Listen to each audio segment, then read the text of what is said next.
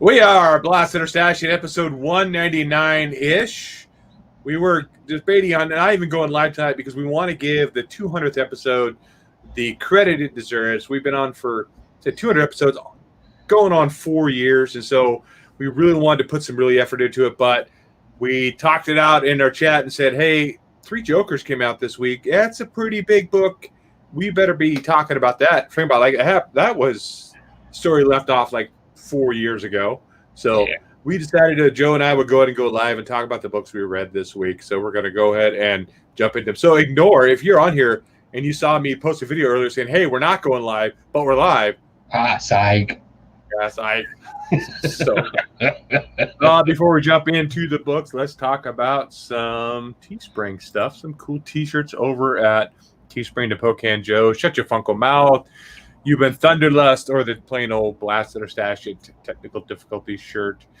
We are a review show, so spoiler warning as well. So, if you want to know what happened to Three Jokers, plug your ears and just hope we don't read lips. And we're going to go ahead and go with it. But before we go into comics, so we kind of talked briefly about what else we've been doing this week. I know you've been pretty busy, though. You're in the middle of moving, so you probably haven't watched anything. Well, I mean, we have cable here. Actually, I watched that Lovecraft County on HBO. I normally don't stream HBO. I watched the first episode of that. That actually seemed very interesting to me, believe it or not. I was kind of into that. And then I also finally watched Ready Player One. Never seen it before, surprisingly. And I'm a nostalgic guy. And kind of regret not seeing that in the movie theater because that was just fantastic. And then I think I watched like half of Expendables number 2 because that's my favorite one. Expendables. I like Expendables. So I watched the number 2 of that. And then the rest of the time it's just been moving boxes and haggling over pricing and everything else. Who was the big bad in Expendables number 2? That's not Jean-Claude Van Damme, is it? Yeah. Oh, it is. Okay, that's the one where he looks like a lizard toward the end of the movie. His eyes all squinty and puffy. Yeah. Back on my tattoo. Yeah. All sorts of weird. And that. I watched the entire, it's a documentary series on Netflix called High Score. It's all about early video game development. And it talked about Pac-Man. It talked about, what was it, Space Invaders. It talked about core up to Street Fighter and Mortal Kombat and the kind of controversy behind Mortal Kombat. So that was kind of interesting show. They did kind of focus on each episode, each era. They did focus on maybe like an underrepresented, right? Yeah. Aspect of it. So they had one, it was an African-American gay guy who was actually part of help developing Madden games when they first came out. And so they kind of had that little avenue of it talking about that. So that was kind of an interesting take on it.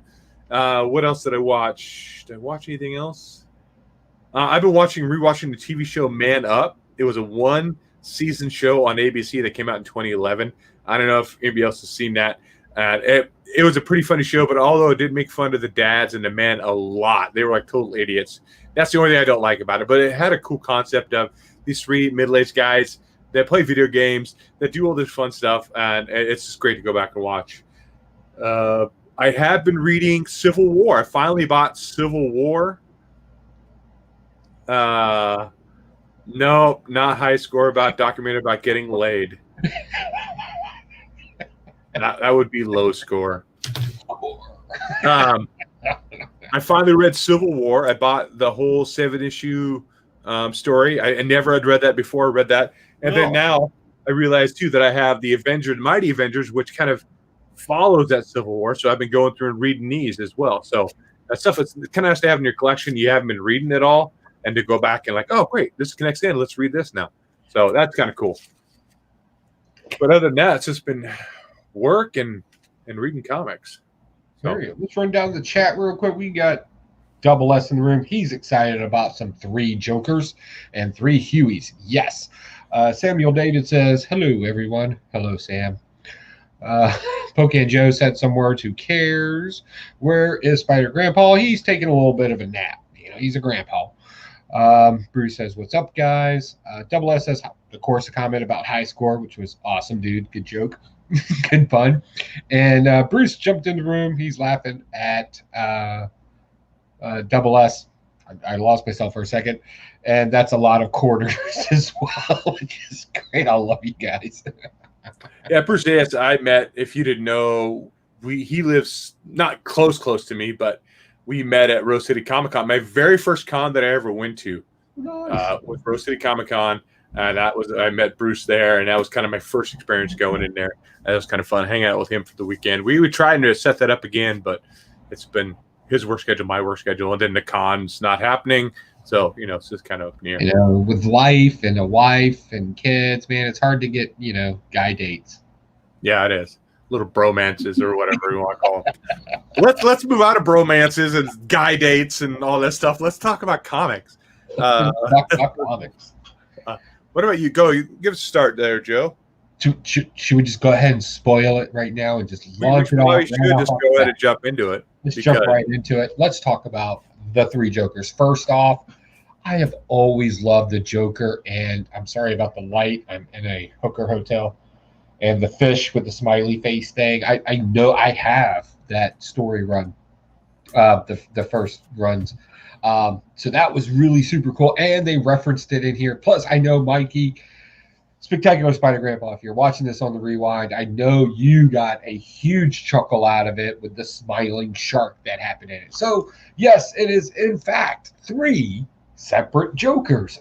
And they broke it out through the time era. So you got a golden age, you got more of your silver age, and then you got the modern age. And that's okay. And the story in here, really cool. They all are talking to each other. They all known each other for a while. We're constantly hearing in Detective Comics that this isn't the same Joker. So there may actually be a 4th one for all we know at this point. Regardless, great story. I got to see one of my favorite characters. Again, another good homage to the Golden Age, early Silver Age. We saw Giggy in it.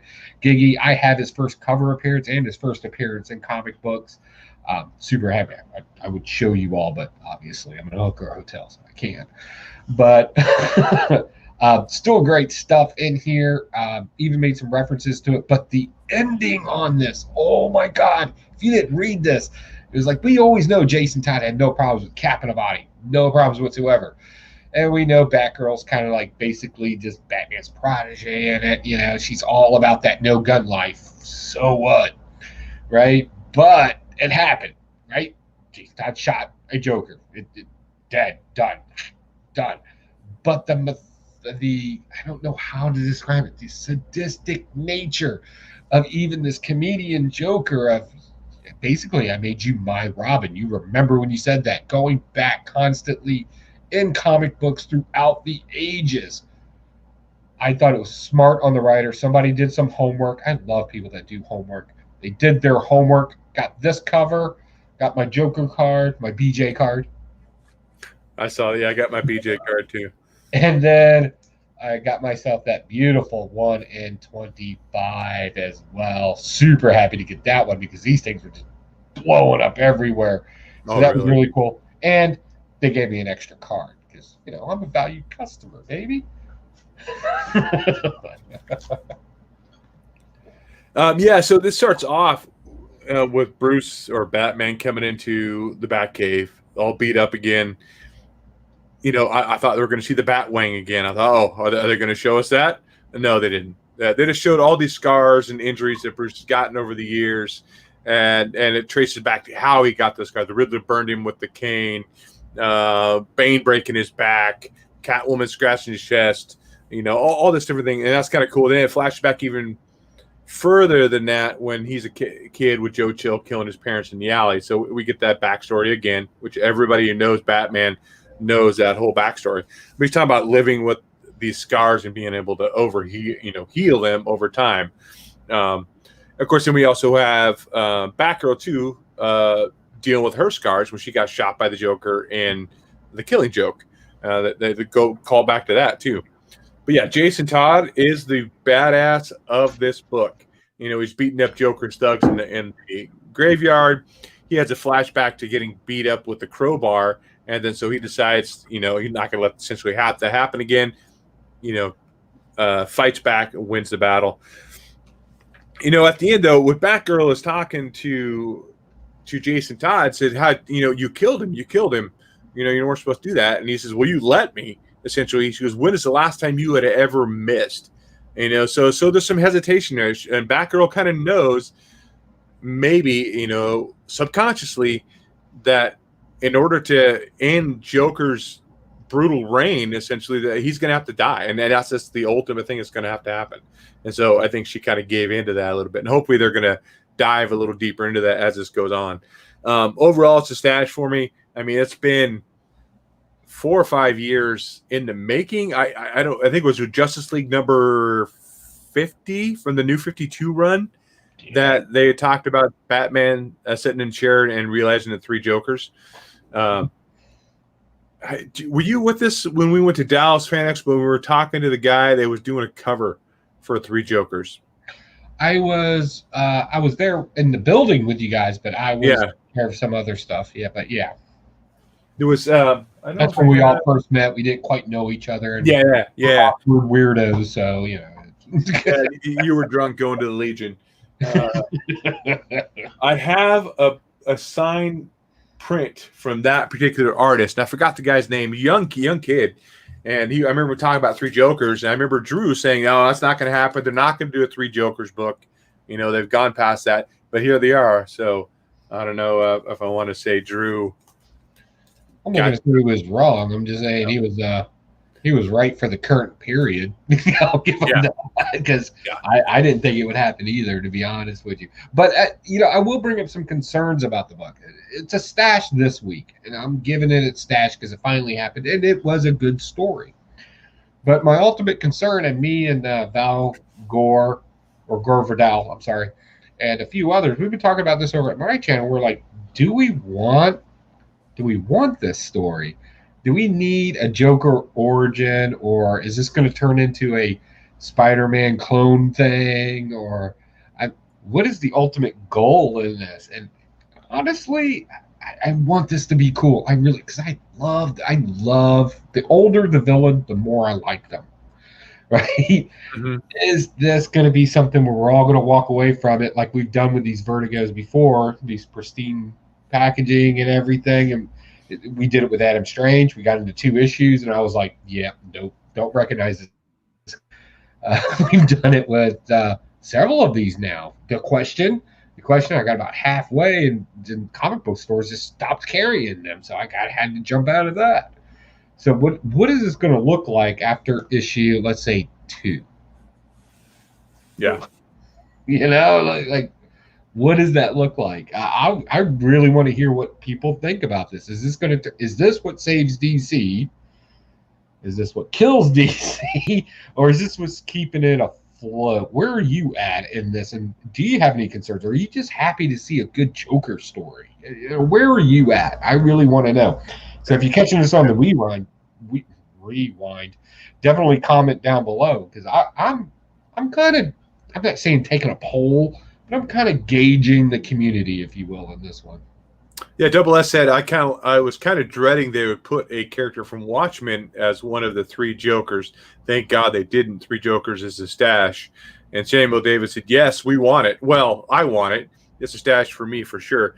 You never know, Double S, though, because Jeff Johns was the one that wrote that Watchmen story, that the Doomsday Clock. And he's writing this. And maybe that's the only reason why it took so long to come out. And I know Jeff Johns is notorious for not putting stuff out on time. So maybe they were waiting for him to get it all written and everything all put together before they decided to go ahead and release it. And I'll tell you what I don't want to see in this one. I don't want to see it's all in somebody. I hate the mind thing where it's somebody's dream, or the holodeck. Yeah, the holodeck. Yeah, that's what we called it. I was trying to think of what we called it earlier. Yeah, the Yeah. holodeck thing where it's not really happening. I really don't want to do a clone thing because that always reads. That's just chintzy writing at the end of the day. And what was the third one? I don't want. I, I don't want a holodeck. I don't want a clone thing. Oh, and I don't want a. Well, it's because you never really paid attention type writing. You know what I'm talking about? Yeah. Like Yeah. the most random things you could pull from the past and was like, see, we were telling you this the whole time. The truth is, you just pick random things and fit them into your story. Uh, that's chintzy writing at the end of the day. If this is going to be good, I want that there's always been three Jokers, and the reason why there's a reason why there was always three Jokers. Right? Like, that's what I want. So I don't know. We'll see. I was trying to see, do we know how many issues this is supposed to have?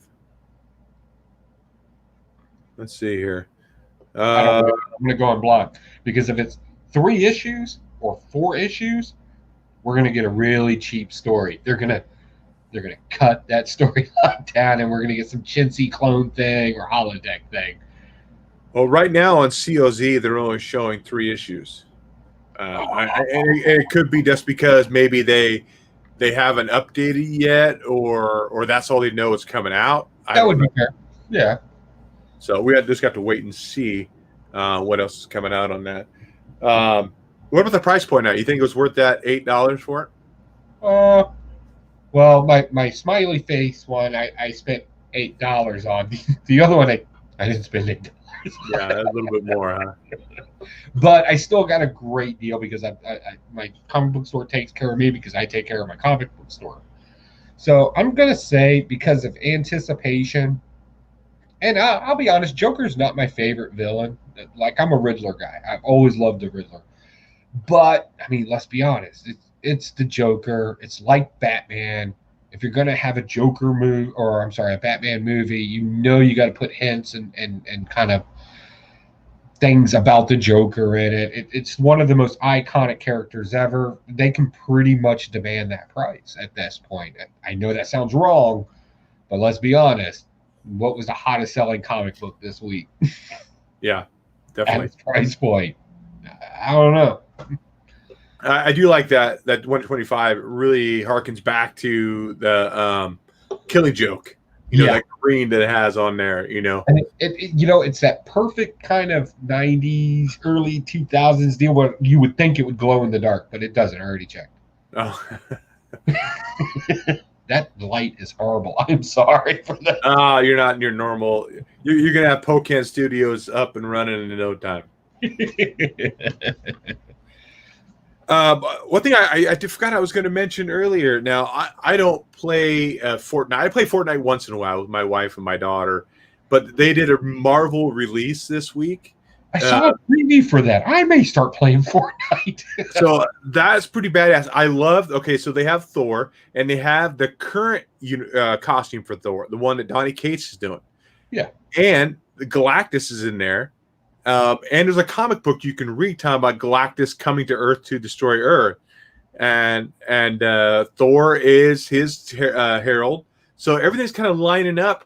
And it's written by Cates, that little book that's in that Fortnite story.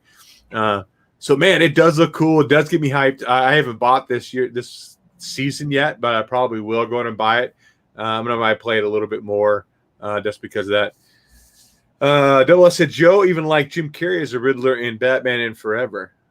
You know what? I'll be like, there has not been a Joker character that is even on Gotham. And I didn't much care for Gotham, but I thought the guy that played Joker in it, I thought that was really good. And I think the same thing about the Riddler. I don't care if it's the old cheesy show. I don't care if it's the cartoon. I don't care if it's Jim Carrey. And it was kind of the whole bat nipple thing. Like it was all beep, beep, beep, beep, beep, beep. Like, Riddler's just, and that's the great thing about those particular type of characters. I will say one thing. There was one Joker I didn't like. And I think we can all agree with it. That Leto guy should not have happened. But I have whole different opinions on why than most people. Because that was his rule, right? So But again, these are classic characters that even though that was a bad Joker, it was still a good villain, right? If that makes any sense. Hmm. So, there's just certain characters that can hold the test of time, and I'm more on the villain side than most people. I think the villains make the story. Other people think heroes make the story. Whatever the case is, we can all talk. It's comic books. But yeah, the Riddler's one of those other guys. You got kind of a cartoony one. You got a legit genius sometimes. Then you got a cat that's OCD. Like you got everything going on. But yeah, good stuff. Okay, I'm going to talk about Teen Titans Annual #2. Teen Titans is one of the titles getting canceled with this new cut by DC, and that's the one I'm kind of bummed out of the most because I've been reading Teen Titans since Rebirth. I'll give you a hint. It will come back. I'm sure it will come back at some particular point. So, with most annuals, it's a completely separate story. It's like, okay, we're going to throw a different writer and artist on here. It's going to be a different take. But this actually fits right along with what's currently going on with Teen Titans. And it's just one big story go along with that. So Damien's been kind of at odds with the whole team. They don't think he's a good leader. He was hiding a whole bunch of villains in a secret jail down below. Yeah. Before you go too far, can I ask one question? Because it will make more sense as we review another comic book. Maybe the other people didn't see it. Not this one. I'm sorry. Was that kind of a tie-in to what was going on in Batman and Superman here with the Atomic Skull? No. So the Atomic Skull was not a prisoner of Robin? He might have been, but and this had nothing to do. I'm just giving a little backstory on why the rest of the Teen Titans are upset with Robin, because he's not telling them the truth about what his true, what he truly trying to do, and so Batman finds out too, and Damien's not afraid, just like the Red Hood, to drop some bodies, but Batman's trying to convince him, no, you can't do that, and so Batman shows up. And Robin or Damien and Batman just go at it. And Damien's kicking the shit out of Batman throughout this whole story. And Batman's not throwing a punch back. And Damien's like, come on, come at me, hit me. And Batman's, no, you're my son. I love you. I'm not going to do that. And so there's I think Robin has a little PTSD trying to go back to Tom King because of all the stuff that happened with Bane and him killing Alfred right in front of him. And that come back to play here. So Damien has all these other emotions going on, with his father not there, his somewhat father figure, Alfred, getting killed in front of him. And so he's had all these feelings. And so just like Nightwing, I think it was Nightwing that ended up saying, you know what, I can't be under you anymore. I need to be my own person. I'm not going to be Robin anymore. And that's what Damien does in this. He rips the R off his chest and says, I can truly be free, and throws the R to Batman. And that's how this book ends. I think it's kind of cool because he's a little bit of a complex character. He's not just like this goody two-shoes character. I mean, he was raised by League of Assassins. He has all these mental stuff going on with him. So he's not like your typical 12-year-old kid. He talks and he acts like he's an adult, and he thinks he's an adult because he's a little smart ass. Like most 12-year-old kids. I would think so. Well, I don't think most have been raised by League of Assassins. But I like Damien's character. He's a douchebag sometimes, but he's kind of complex. He's not just your normal Teen Titan that can kind of be goofy and not like Beast Boy. So I think it's good. Teen Titans have been good, I think, since Rebirth. It's definitely a stash. Do you need that to really read Teen Titans? I think since it connects in with the original story, yeah, if you want to get the whole story, I think you do need to read the annual. So it's a stash for me. Okay. Well, I didn't read that, but I think there was a connection in this, and maybe the chat can help us out with it, because I read Batman and Superman. Now, if you like a classic DC story that's very reminiscent of the late 80s, well, let's just go ahead and say mid to late 80s. Basically, Batman and Superman are fighting Ultra Humanite in here. Who's basically a smart gorilla. It's kind of like Gorilla Grodd, but there's a little difference because it's a genius transplanted into it because of brain and just a bunch of ridiculous science words that nobody cares about and don't even really exist. Doesn't matter. What does matter in this is we get the atomic skulls. You kind of deal with his death in here a little bit, which was weird. And then we found out because he just popped out of nowhere into this comic book. So the question is where was he and why did Ultra Humanite get him, right? Or save him? Well, apparently he was in a prison. It doesn't say who, but that looks like Robin to me. Maybe it was, yeah. Right? That's why I was asking if they were somehow connected because you said he had a bunch of people in prison. It doesn't really clarify the person in there, but that looks like Robin to me. So I'm assuming so. And even when I read it, I was like, that looks like Robin. But like any good comic book from that time frame, we find out you can't really keep a good person down. So Atomic Skull is raising up out of the grave, and I love his first words. It's pretty much what I say every morning when I wake up. I need to get a drink. That's really what he says. So is this an in-depth story? No. Is it a story with meaning and good moral behind it? No. Also, Batman and Superman also mentioned in here, hey, somebody kept the Atomic Skull in a prison. We need to find out who that is because I'm not really cool with that. And I was like, oh, and then what you said. So obviously there's some connection. Maybe. Again, I'm not a huge Teen Titan person. Definitely let us know in the chat if you've read both of these and you know what the connection is. If there is, maybe I'm speculating a little too hard. But regardless, it doesn't matter. This was just good.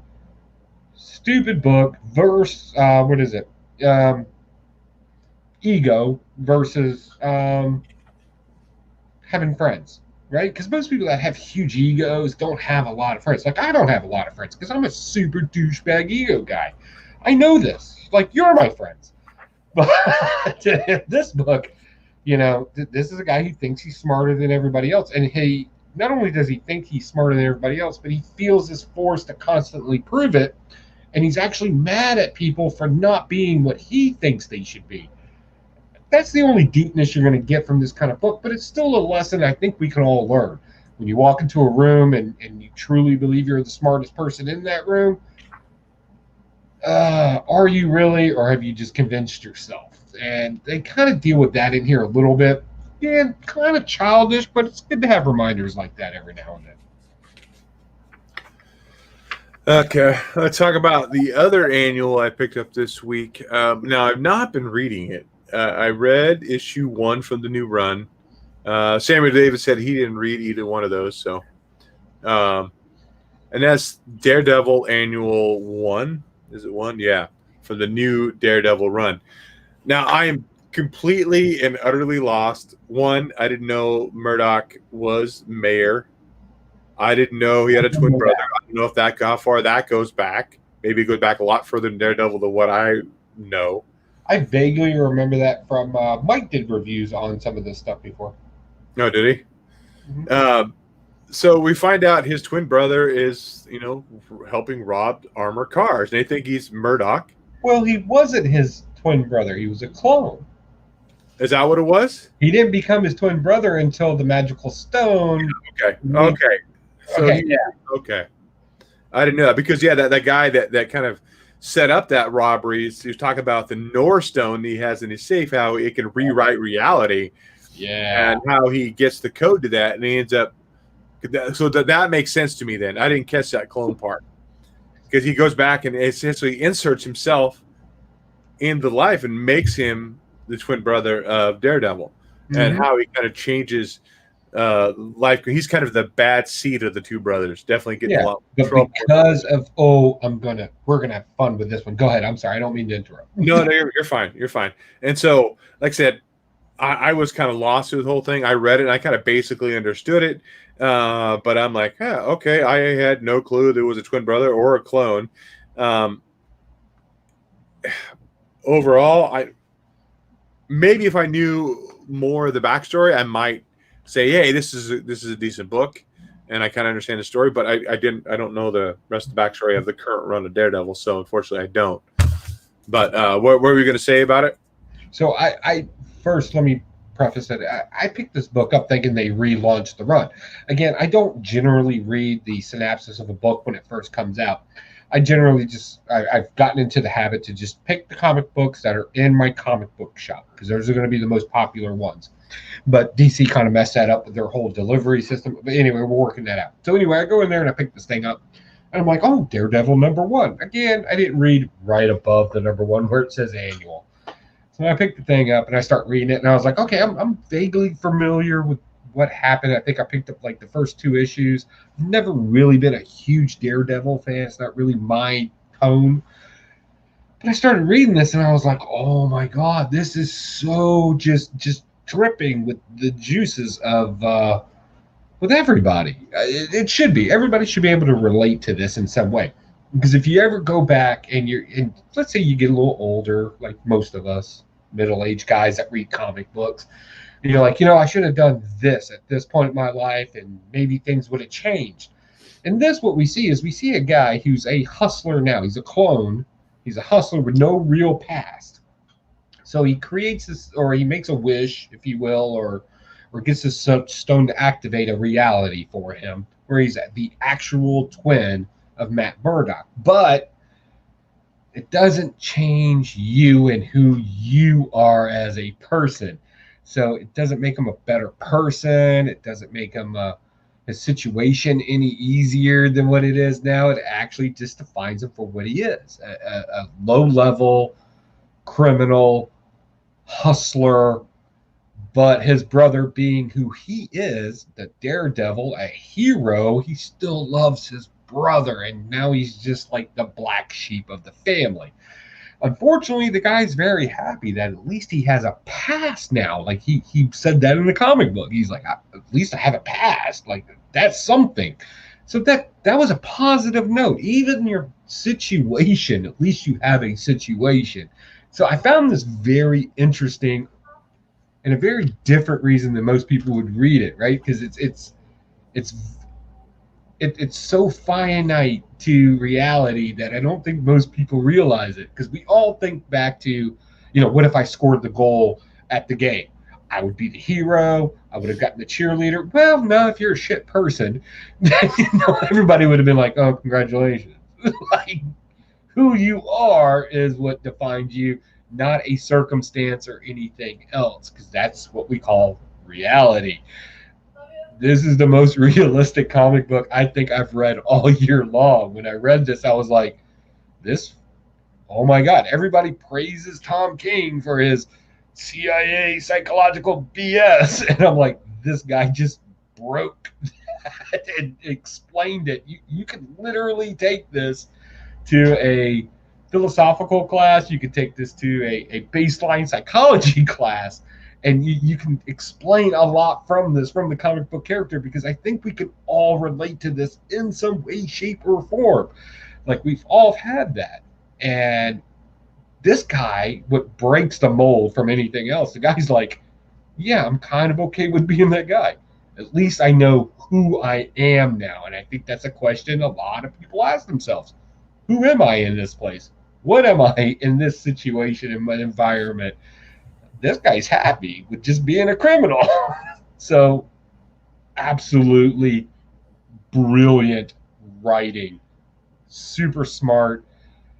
I'm probably looking at this way too deep because it is a comic book. But when I read this, I was like, why haven't I been reading this all year long? Shame on me. What do you think in the comments? Go. Now, every time, like lately, I read it or I hear somebody say it, and they say, "Who am I?" and all I can think about is Jean Valjean. Do you know what that's from? Mm-hmm. Les Miserables or Prisoner 24601. So I seem like it's everywhere lately. I see it like on a bumper sticker or a sign for somewhere, and you just said it there. I'm like, dude, why am I seeing that everywhere right now? And all that pops in my head is Hugh Jackman singing Jean Valjean. Jean Valjean. Jean Valjean. So chat is going off. Sorry, I didn't read that one either. Says Sammy Davis. Not a problem, buddy. You know what? I think this is not a spec book for anybody. I don't think it's on anybody's radar. But I would just, even if you haven't read like us, if you haven't read it all year long, just reading it after hearing what we said, I think most people would get it. Definitely check it out if you can. Double S says exactly, Joe. What if I watched High Score getting laid documentary like Huey did? I've gotten laid with it. A lot more women. I'll tell you what, right now, Double S, those books that I sent you in the mail, you can just put return to sender and just send them right back to me. Okay? Yeah. After a comment like that. She was good at I brought up Daredevil. What do you got for me? What do you got next? Let's go ahead and talk about this Fantastic Four book. Oh, the Tit book? Yeah. The Tit book. And This Tit. So two things about this book. One, it's not really a story. It's not a whole lot going on. Well, there's a lot going on in here, but nothing you care about. All we really get is at the very end. The end is probably the most important. Everything else is typical Fantastic Four trying to relate as a family. Reed Richards is super OCD and he's all over the place, and his wife literally has to get naked in front of him to catch his attention. That happened. Well, you didn't see it, but she did get naked to catch his attention. And then we got Thang and the Human Torch, playing pranks on each other. Whatever. We've seen this 1,000 times. Then at the end, we get this kind of comet that's coming to Earth, and we see the overreaction that we often see from the Fantastic Four to divert the comet. And then what's the comet? Well, it's actually Silver Surfer Black. Is that appropriate, first off, to say? Like, I don't even know if that's appropriate. You sure it's Silver Surfer Black? Or you sure it's just not him all burnt to a crisp? Because they call him NORAD, so I'm assuming it's Silver Surfer, and he's black. So I'm not like that. There he is. Yeah, I wasn't sure if he was the Silver Surfer Black, or if he was just Silver Surfer that was charred from coming in like a comet. I'm assuming it's current time because he says Galactus is dead. So I'm assuming he left Thor. Remember when they had the conversation there? Yeah. He was the Silver Surfer Black. Yeah. So I'm trying to make connections. I'm assuming that's it. If I'm wrong, let us know in the chat. But I'm pretty sure they're connected that way. So this entire issue was about the last 3 panels. So this is a blast for me. Not because it's a bad comic book, because they cheated. They cheated the story. They cheated the first issue. They cheated me. And it's a shortcut in writing. And I get it, because you need to get a #1 issue out there, because that's what everybody runs for. I get it. But you didn't tell a story in it that's engaging or impelling. We already know this stuff happened. Now, why did he come to Earth? I guarantee you we're going to get about 3 more tie-ins explaining this story. We're on to the game. However, I will say this. Something that I'm very impressed with. The artwork in here is very old school with a lot more color to it. Does that make sense? Like, it's very Neil Adams artwork. Right, it's Neil Adams artwork, but tell me that doesn't look like a Kirby going on in there. I don't see Kirby very much. I definitely see Neil Adams' influence on it. With at least a lot of his older work. Yeah, I can see that too. Yeah, I get it, but it doesn't feel. Reading this didn't feel like a modern comic book. Well, the colors were a lot brighter, but the actual penciling and the drawing in it. And again, I'm usually not a critic on art, but when something does catch my eye as very interesting, this did that for me. But all in all, I mean, you had the fight with the Annihilus. Is that his name? Annihilus? Yeah, at the beginning. Yeah, you had that battle. We've seen that battle. We know what that is. That's a constant conflict with them. So what? But again, my biggest question is it Silver Surfer Black, or can we just go ahead and call him Black Surfer? Like, seriously, it's 2020, and I'm not trying to cause a riot up in here. What? It just seems weird to me. Like, what do we call him? Can we just call him by his name? Hey, Google, what's Silver Surfer Black in Spanish? Don't say that.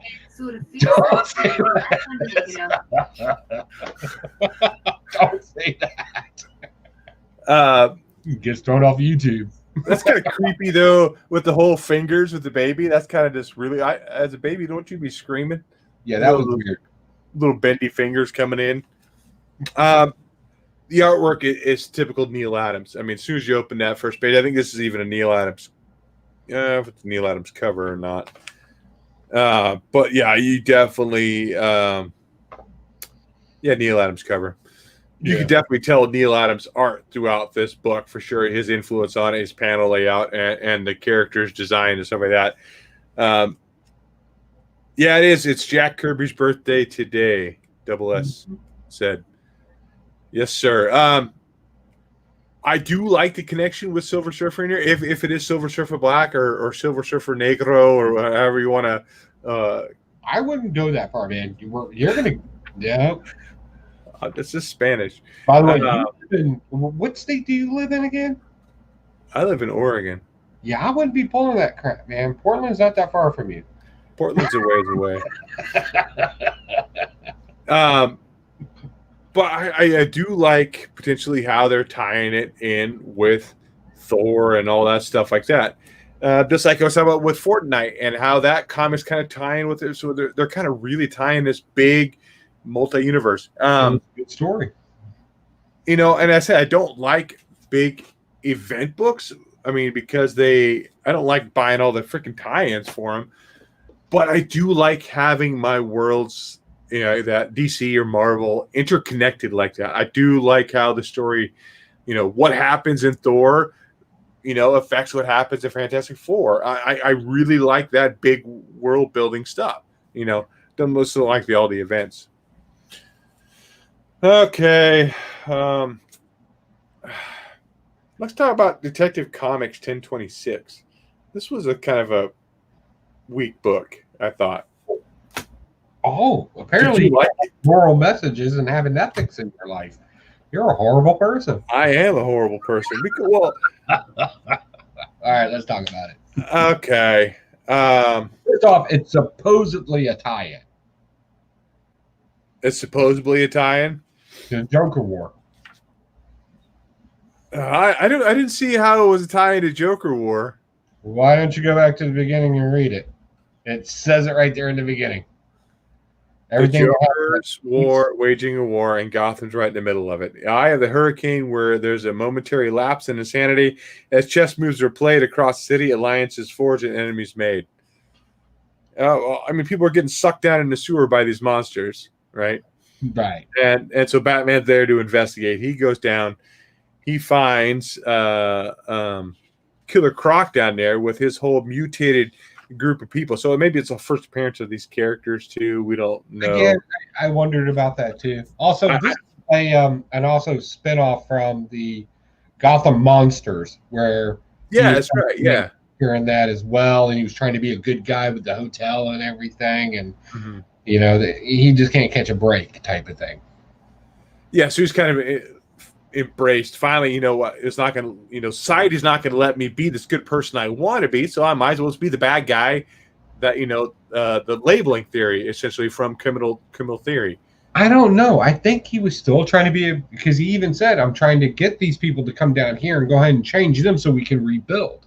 So I don't think that's the theory we're going with here, although super freaking impressed that you knew that. That was good. That was a very good point. What, labeling theory? Yes. I was a criminal justice major, so it's super good point. However, and I would say that is something that probably happened on Batman's end, where he did that theory. Yeah. Under his own guise. I truly believe he was trying to be the good guy in this. Or Killer Croc thinks he's the good guy, but his actions may have had intentions that were good on his side, but yet on the other side, it wasn't necessarily good. Well, he's just predicting an entire fallout. Yeah. So we got Ratty Ritz, Hardback, Gulp, Alley, Garter, and Bandit are the 6. Yeah, 6 characters are kind of introduced. It's a bunch of people that have been mutated into animals that live in a sewer, and some chemicals fell on them. Does this sound familiar yet? TMNT, maybe? Much? A little bit. And so, so Batman's down there fighting all of them, and he ends up dispatching him. But what was kind of weird, I thought, was like at the end, Batman saying, "Hey, he defeated Killer Croc," and they're talking about, "You put me down, I'll let you take us in. I put you down, you walk the hell right out of here. Not without the people you pull from above and deal." And they start battling out, and then at the end, they're all kind of in jail cells above again, in Arkham Asylum. So it just makes it like to me that and at the very end too, Killer Croc is talking to Batman in the cell, and it kind of almost like a deal. It's like, okay, you know what? I kind of let you. It was a fight, but yet I don't want to show. At least what I took from it, that I wanted to give into your deal. I showed that I put up a fight for it, but you won. And so, yeah, I just don't know where this 100% fit in with the rest of Joker War. I mean, it says at the very beginning, yeah, I get that. I get it, but like most things, and then the chemicals entering the swamp came from it as well. I get it. It's an extremely weak tie-in. It's a selling point. I get that. It's not important to the story, but by no means whatsoever. Unless something happens later, like it's comic books, that could always be a thing. One of the tie-ins always seem to loop into the main story in some way, shape, or form. So, and now Killer Croc's got a team. Maybe he's. I mean, since he seems like he's kind of good with Batman, maybe it's something that's going to be a Batman ally. Later down the road. Who knows? Real quick before I give my review of it, let's run down the chat real quick. Well, Double S says, well, you better get ready for the Black King from Marvel. Yes, we're all waiting for later this year. Like big. It's not that we don't like big events. It's just one right after another. And they're all tie-ins to the event. I think that's where Hugh. I don't want to speak for you. Would you say that that's correct? Yeah, well, I look at the event though. I loved War of the Realms. That was a good event. Oh, that was awesome. I did not like. Yeah. I did not like Civil War II. I'm not buying Empire. I didn't like. What was the other one with Captain America, and like he was trapped in that stone or whatever it was. That's when he went to Hydra. You had Hail Hydra. That whole thing there. Hail Hydra. Yeah, I forgot the name of that. I didn't like those. I mean, now with this one be the Venom, I'll probably buy it. I'll probably get about, especially if Cates is writing it. So, especially if it's Null's return. I mean, that's all big good stuff. We're all waiting for Null's return, and God knows how many tie-ins are going to be there. So it basically, it's going to be, and this is where I think YouTube is very important, because everybody's going to be, anybody that has a YouTube show is going to be reviewing this, and various people are going to be reading versus spec, versus story, versus whatever. So, if you do miss a tie-in or something along those lines, at least you'll be covered to where the entire universe gets made up for you. So that's pretty cool. But good point, Double S. Let's see here. David Simmons said, I liked Detective Comics. I thought it was interesting story and take. I'm going to give my review on it. Please don't hunt me down. No, I'm joking. Wow, I didn't even think of that. I guess that's why I liked it. Reminds me of Teenage Mutant Ninja Turtles talking about the good. So my quick take on this. Again, I'm not going to get too deep into this. We're just going to hit the shallow. I thought it was a good story. I like comic books that are relevant to society and culture to a degree. They don't sway one way or another. And one thing I always tell people is, understanding other people is probably key. Stand your ground, make your line, but understand, right? That's where you should always be at as far as guys go. And I know that's a very sexist thing to say, but I'm a guy. I don't speak for anybody else. I thought this comic book did a really good job of that, because Killer Croc really thought that he was doing something good. He felt justified it. His dialogue expressed it.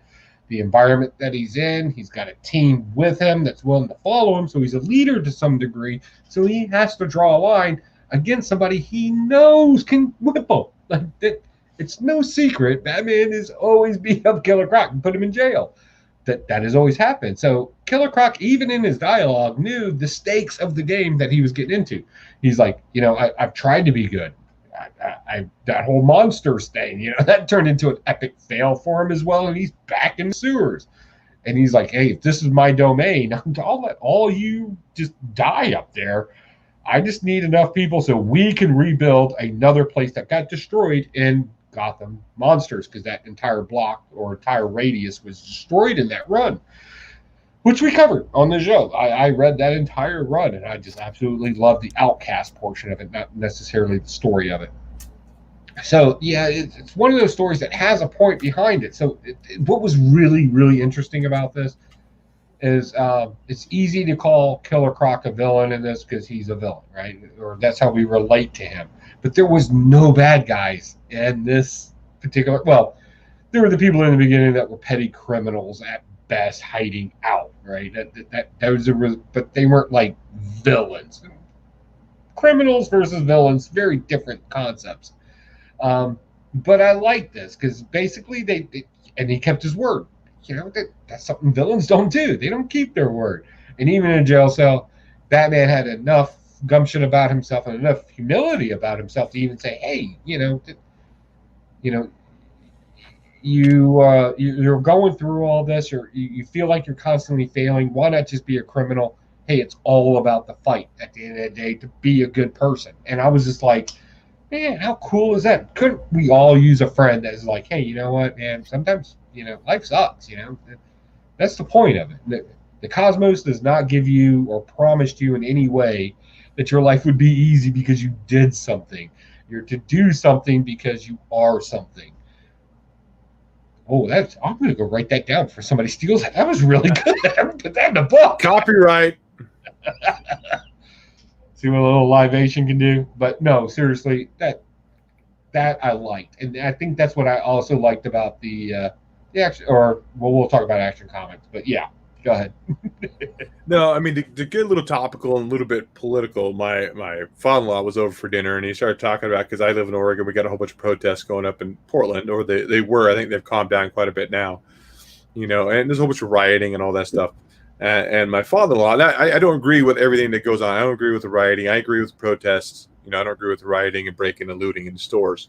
But my father-in-law said that these people who are doing these riots know they're doing wrong. And that's where I kind of stopped him and said, well, according to them, according to you, they're doing wrong, right? And that's where we agree on. But according to them and their thought process, they're doing what's right, or what they think needs to be doing right. And it's kind of the same thing. It goes back to that Killer Croc. It's like, what we see as good or bad, he's seeing it as something totally different. He's seeing he's doing something good, where, I mean, that's good in his eyes, where it could be bad in somebody else's. So, and that's where I kind of think kind of plays with that too. Yeah, I can see where you're going with that. Yeah. Yeah. Sorry, am I convoluted? No, that was interesting. I got to ponder that. You got to ponder. Ponder. You want to talk about another book while you're pondering? Sure. Let's talk about. You didn't read Spider-Man, did you? I haven't read Spider-Man in a while. Killing me, son.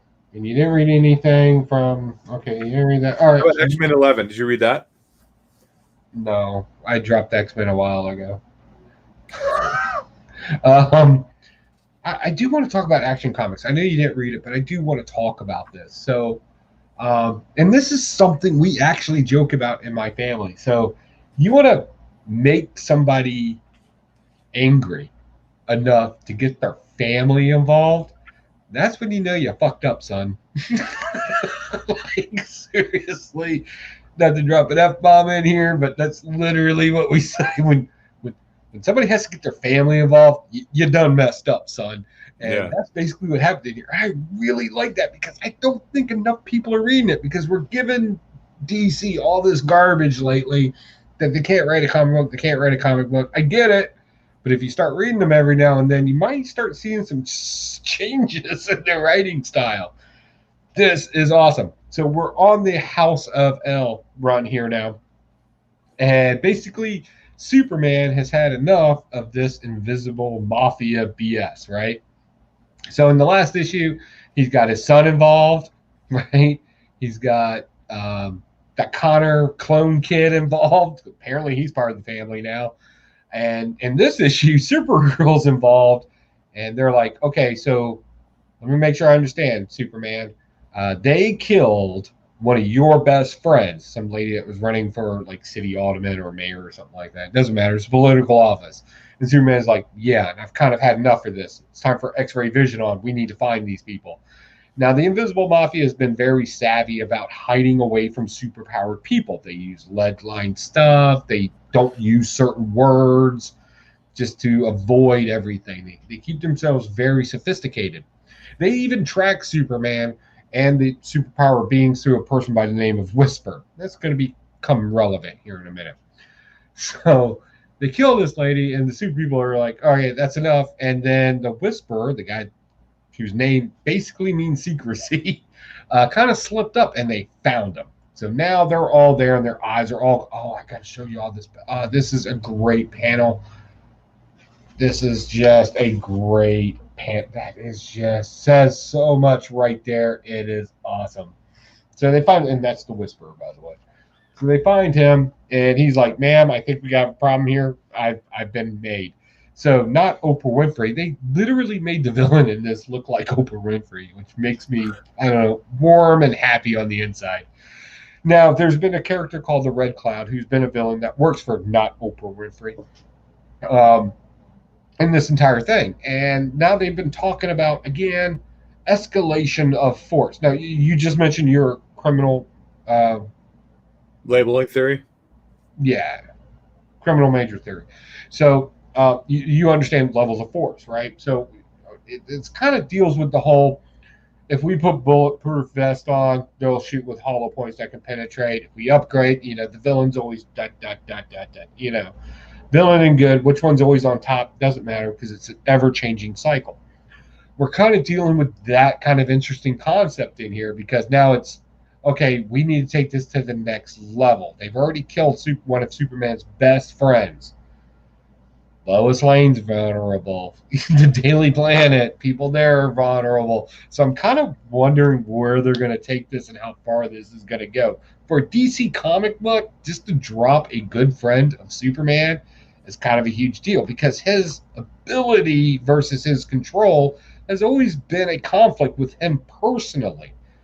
What actually happens when somebody's like, you know what, I really just want to manipulate your shit and see how far you go versus push you and see where you go. There's two very different things there going on. And I think that's what's intriguing me with this story to the point where it's the only hanging point for me at this point. I mean, the artwork's okay in it. And the sub-story is generic as it can be. Lois Lane, FBI, blah, blah, blah, blah, blah. But the main story in this, I'm actually kind of enjoying, and I don't know why more people aren't talking about this. It's interesting. I want to talk about X-Men number 11. Oh man, do I absolutely loved this issue here. There's some stuff that I'm still a little confused with. There's this little pale dude sitting out by the stump asking his other mutants if they want to play a game, and it's this game from where he's from. And one decides to want to play, and then the next day they're getting invaded by aliens. And so they go to get Magneto, and they're saying, "Hey, Magneto, do you want to get your hands dirty?" Magneto's kind of doing a little meditation. I don't know if he's naked, but he's just kicking back, and he says here, "I may even dress for the occasion." He gets it dressed in his original Magneto garb. It's like going out to do battle. This is kind of told, I think, kind of by story too. There's this other mutant telling young kids talking about being a hero. What is a hero? And he says, "Let me tell you, the hero fights for those who can't, against seemingly unstoppable forces, against overwhelming odds. And whenever they are asked to risk their own life to save someone else, they ignore the danger, step forward to be counted." Of course, I mean, everybody knows that as what a hero is, right? But this is the whole storyline. So they have different factions going to fight these alien invaders on the island. Yeah, they're using the cuckoos as kind of like a cell phone, essentially. So they're each a cuckoos in each area, and they're using it to talk back and forth. And the hordes of aliens keep coming, and then Magneto asks Magma, and it's bringing about 20 tons of liquid iron to the surface, and they was asking frost to freeze them. And he said they might be brittle, and he goes, broken metal shards. That just whatever will I do with that? And Magneto's just like, phew, just flinging these molten metal shards up to the aliens and tearing them out. He's also grabbing satellites from the air and bringing them around, military satellites and other satellites. And he's talking to this guy. He's talking about soft, meaty creatures and eating and killing other mutants as he's attacking. And this guy just thinks he's a total badass. And when Magneto is talking to him, and he says, the invading alien says, I'm not going anywhere, but if you want to fight fate, if you want to just to be about blood, I can always play the butcher. So if it's not a fight you're looking for, then fight me. And then Magneto says, I already have, and you've already lost. And here comes a satellite, boom, crashing down on top of the alien. Is this the Cotates, or is this another alien force? This is an alien force. They don't know who it is. Is this leading into the Sword of X thing? It might be. I don't know. Okay. But that first satellite falls on him, and the alien kind of shoves it off. Here's a bigger satellite, boom, crushing down an alien again, and finally crushes and kills him. And so, he's talking about, please apologize, Sage, for stealing the satellites. Also go ahead and forward payment for the weather satellites to respective governments. She says, what about the military ones? Oh, you mean the ones we weren't supposed to know about? Yeah, we don't know anything about those, So it was such a badass issue. Interesting fact for all of our viewers: molten metal is non-magnetic. Just saying. Well, yeah. Okay. After 2,000 degrees, metal's not magnetic. Well, no, they had Mr. Freeze, not Mr. Freeze. What's his name? The ice guy, Iceman, freeze them all, and cools them down, and then he uses them. To one extreme to the other, the same thing's the same. Okay, well, way to burst my bubble.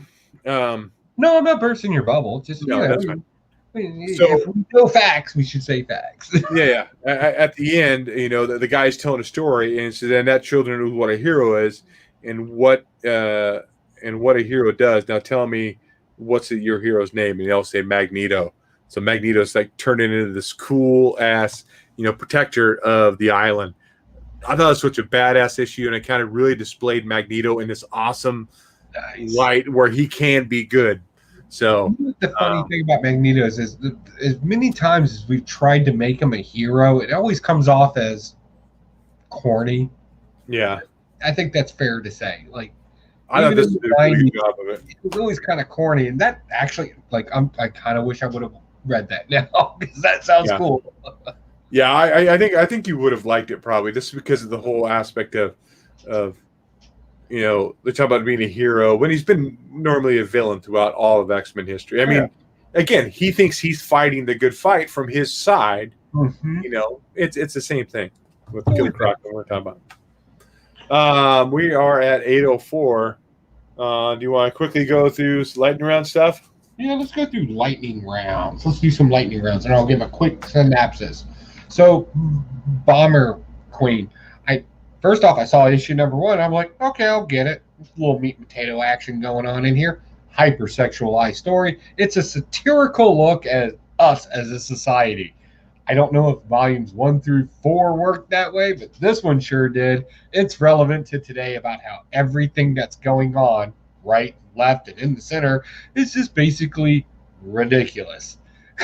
And a criminal needs to tell everybody that. Spider-Man Noir. This went from a detective story to something even better. A spy story. And you know what makes a good spy story? A twist. And in this, we get a twist. This woman that hired Spider-Man Noir in this is actually a Nazi, and nobody likes Nazis.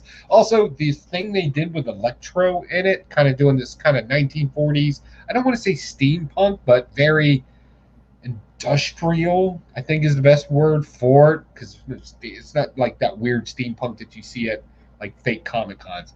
It's like legit industrial Edison light bulb type of thing. So we'll just call it Edison. We'll just call it industrial. I really like the artwork in this. It's very clean, very neat. The dialogue sounds like something like I wasn't born in the 40s, but I can imagine how they would have talked. It fits that for me. Super cool. It's like Indiana Jones spy / detective with a little Spider-Man action going on. It's sick, stupid good. Just no meaning, just good. Sin Eater. This is actually getting kind of weirdly deep for a Spider-Man story. And when I say deep, I'm not talking like Uncle Ben dying yet again. This is actually talking about something we've already talked about. If something's taken away from you, like let's say your sins are taken away from you, whatever you consider your sins to be, that's between you and whatever your deity is. After that's been taken away, does that mean all of a sudden you're a good person? Something interesting to talk about. Definitely do it because just because it has been taken away from you doesn't mean that you've changed your ways or learned a lesson. You see this in cults a lot, and I'm not trying to relate this to a cult, but you often see it in a cult. Somebody's forgiven you, yada yada yada. You're a great person, and then you think this person has done something for you. And this Sin Eater has slowly developed something where he's kind of got a cult following at this point, and he wants to recruit people and make more people to do it. However, there's a secret appearance in here of a hooded character who wants his sin taken away by Sin Eater. But Spider-Man interrupts it because, again, cult theory. We'll call it cult theory. There's a more complicated name to this, but we'll just keep it simple and we'll call it cult theory at this point. But who he is, we don't know, but they make reference in panels to him several times, but we never get to see his face. Is it Kindred kind of pushing it more, or is there another character in the background? I don't know, but I do know one thing. We may get ourselves some Green Goblin action scene, which would be kind of cool. All right. Cornrows. The only story in Empire that's any good right now is Captain America. Yes, they did a chintzy win at the end so Captain America could win, and it was to push a story. So it was a MacGuffin for a device inside of a story with a meaning. If you're not following me, it worked like this. A diverse group of people that's very extremely realistic soldiers right, have to go fight a battle for a place that they don't really know because it's going to make things worse. Captain America has to destroy a rod and kind of beat somebody. That's the cheesy part of it. But in this, these new Howling Commanders, I kind of like their dialogue. I like the characterization of it. I'm not going to say it's like the military, but it makes me laugh, and I would hope the military would be that way. Absolute garbage. Empire. I'm on board with everybody else at this point. I thought I gave this a very fair chance. I don't think anybody can disagree with that. When I was saying, well, we're working through this, like I tried to pick out the good points in it, but it's a blast. It's garbage storytelling, and it's weak storytelling at best. Hey, the vegetable people got a problem. All right, so throw some ranch on them and have a buffet. And let's see here. Dear Becky, the boys, again, we're getting, this one was unusual. Normally in a Dear Becky book, we get Huey, if you've watched the show or read the comic book, he's the Scotsman. He's got his girlfriend now. We get some complicated about how hard it is to live in Scotland on cliffs and be with your girl who's way out of your league in a town where everybody is kind of cool with you on a regular basis and how hard that is. In this, we immediately jump where we left off, where the Not Thor gang is about to break Billy the Butcher's body, and all of a sudden we see the female. Now, the female is my favorite character on this because actually she has the most compelling dialogue. Even though she doesn't say anything, everything she does verbalizes what she's thinking and feeling. And that's no exception in this book as we see it happen. And we get some inner workings for the Colonel and everybody else going on. Is this a super solid book? At best, it's okay. If you want to read something that kind of a parody of things but has its own story, it's a great read. Last but not least, some of you are about to get extremely jelly in this one. I picked up a Spawn book. So I'm not normally a cover buyer, but this week I figured if I bought one of them, I was going to buy two and really make the wife mad by spending too much money. I wanted to know more about this whole cowboy Spawn thing that's going on that I've been reading about, so I went ahead and picked up the cowboy cover. Read it. and kind of lost in the story. Not really sure what's going on, but I will tell you what I do like. I do really like this concept of various spawns. That's what I got from context from this story. Apparently, there was a medieval one. There's the one that we all know and love, and then there's a cowboy one, and then there's one that's been alive for like forever.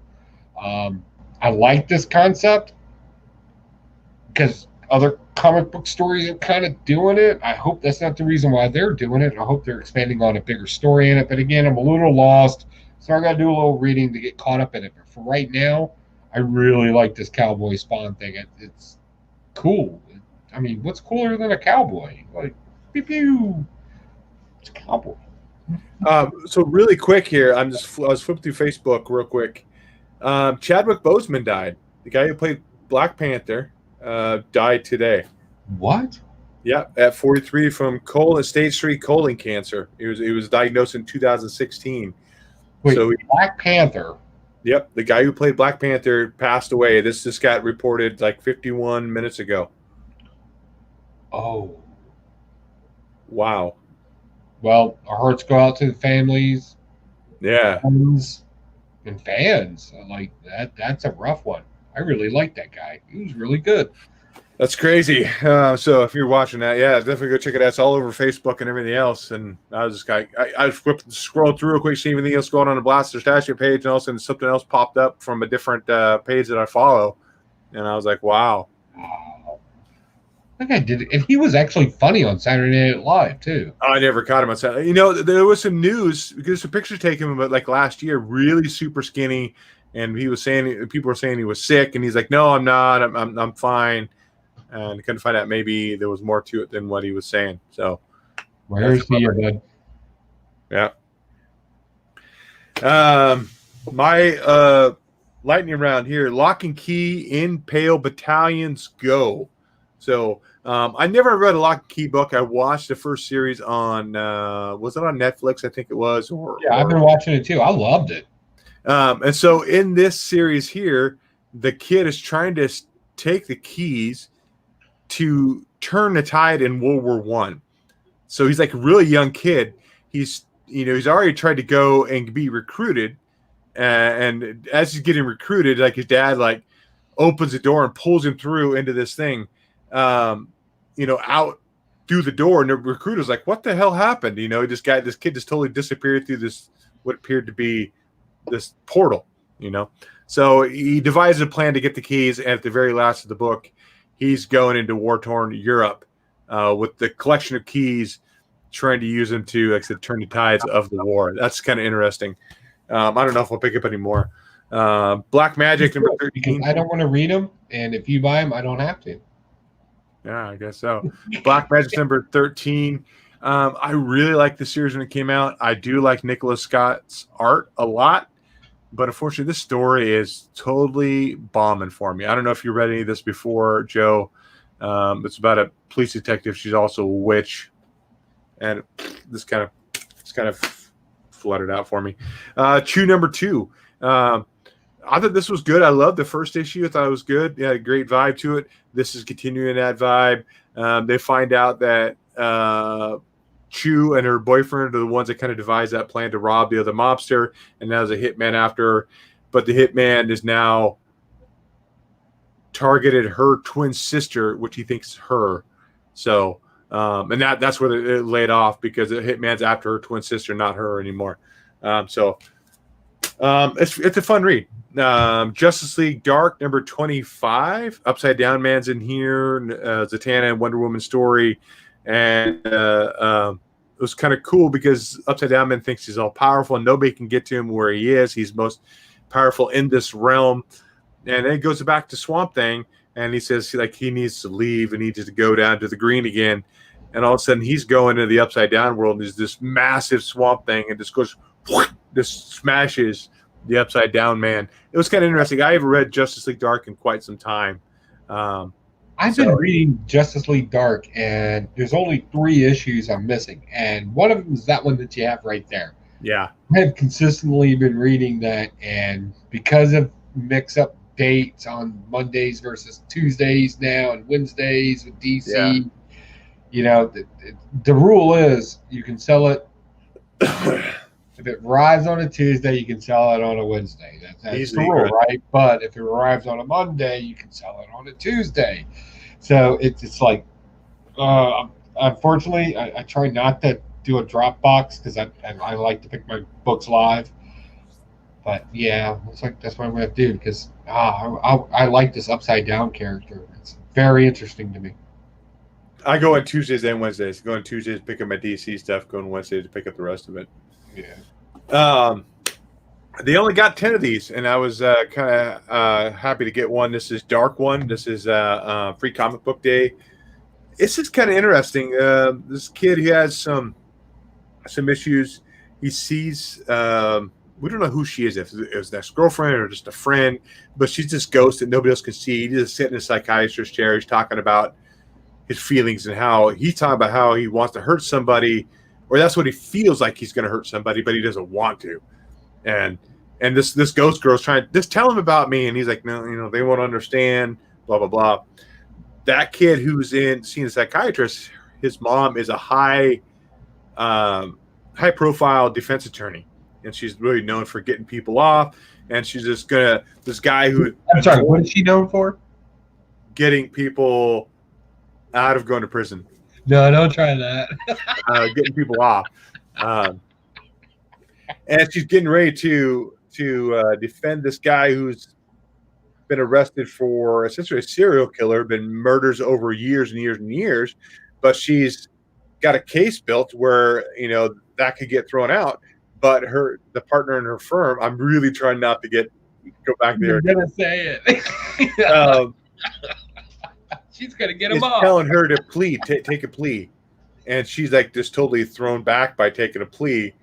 And but we find out that her boss or the head of that firm is actually like this wizard in an alternate kind of medieval dimension. He steps through this mirror, and I don't know how all that stuff fits in yet. It's kind of interesting. I definitely want to read it. Complicated. Yeah, it is. I picked up this Wonder Woman. This is for the cover, just that Middleton cover on that one. It's pretty nice. Yeah, that's one where she looks like an alien. Kinda, yeah. She kind of has big eyes. Question: Death of Vic Sage. I haven't finished that up yet, so that's the fourth and thinking final one of that. So that might be a book on our 200th episode or whatever we're doing here. That I have the whole run of that. I might end up giving that away as just somebody comes into the live show. So we'll see that. And I picked up Doctor Strange, or Strange Academy. Sorry, number 1, third print on that too. Those are my books, and I'm sticking to it.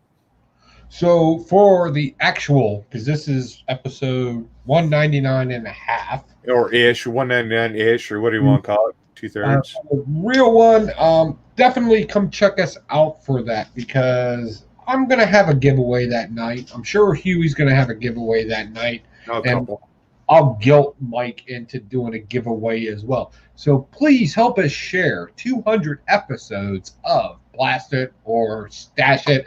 Hopefully we can get a lot of the old members on here and come out maybe in one that, well, I am the newest member of it. Really want to see everybody come out. I know I'm going to have at least 2 giveaways. Very easy throughout the night. I don't know. Maybe I'll ask a random question. I don't know. Just be ready to answer anything. Yep, I might do the same thing. Might ask a question about a particular character or whatever, and first person answer in the live chat or whatever, end up getting that. But yeah, so I've been reaching out to old guest hosts. Hopefully, they're going to be coming on, and we're going to talk about what was their first episode, how many episodes they've been on, what they've been kind of doing since then, and just kind of a good reflection of 200 episodes and what we've been doing. Although we've had probably closer to 250 episodes with the rewinds and the other shows that we've done that are not new comic book day stuff. So definitely come by and join us for that. I'll be sharing that when I get it uploaded. What's that? Are the stashies considered part of that? Of say 250 episodes? Uh-huh. Yeah. So 4 of those, and then the wrestling show, the TV show, the movie show, the toy shows, and some of that. The other shows we had kind of between. So we'll be working on that. I'll be doing some more editing and trying to get little video clips and maybe talk about some of our favorite catchphrases and stuff we've had throughout the years. The meat and potatoes, teriyaki sauce, teriyaki mist. That's what it was from good old Jeremy. So we're talking about catchphrases, cocaine hookers, and bad decisions. That's one for you. Sure. So definitely join us for 200 episodes. This has been fun. I never thought it would last this long, but we'll get into that more later when we do that 200 episode. So definitely watch us on social media. It's a good segue into that. Catch us on Facebook, Twitter, Instagram, all that stuff. I'll be posting updates on what we're doing then and who we're going to have on. With that, I think we got to talk about Baltimore. Baltimore Comic-Con, we have not had any official news that has been canceled, but we're still waiting to see what's going to go on. But we're still headed out that way, or at least I'm still headed out that way to Virginia.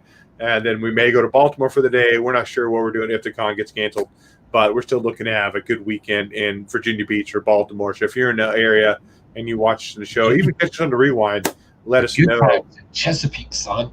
Chesapeake. Go to Chesapeake. But yeah, looking to still have fun over that weekend. So I think that's it. Real quick, before we head out, let's hit up the chat before we say goodbye. X-Men has been an okay read for me. I know, Double S, you are an X-Men reader. Definitely. I may have to jump back on board myself. I know Huey's been reading it. I know that's horrible. He was so young. Yes. Black Panther, again, if you haven't heard already, unfortunately, Black Panther has passed away. Apparently he's been sick for a while. I didn't even know about it myself, and that I don't know. I really, now thinking back, I couldn't think of anybody else that could have played that part. Like, that's just, I might have to watch Black Panther. I'm thinking the guy from Benson could have played it. Benson? Really? Yeah. The butler? Yeah. He would have been an awesome Black Panther. What was his name? I forgot his real name. He should have been. Who cares? He's maybe one of the elders of the tribe, but I'm just throwing it out there. I thought it was a good. Double S says I'll be at the chat for 200 guys. Thank you very much. Double S has always been a very strong supporter of this community. Thank you very much, sir. And Samuel Davis says cool, or he said it once. I'm just backing it up. Cool. Robert Goulet. That should be Black Panther. He was a star in the 80s. He was in a lot of stuff. Yeah, he was. And Huey's favorite raccoon killer, choking raccoons behind the dumpsters at 7-Eleven. Raccoons, let's roll. So, whether you blast it, whether you sash, happy reading, we'll catch you for 200. Later, guys. Rock it out. Rock it out. I'm rocking it out.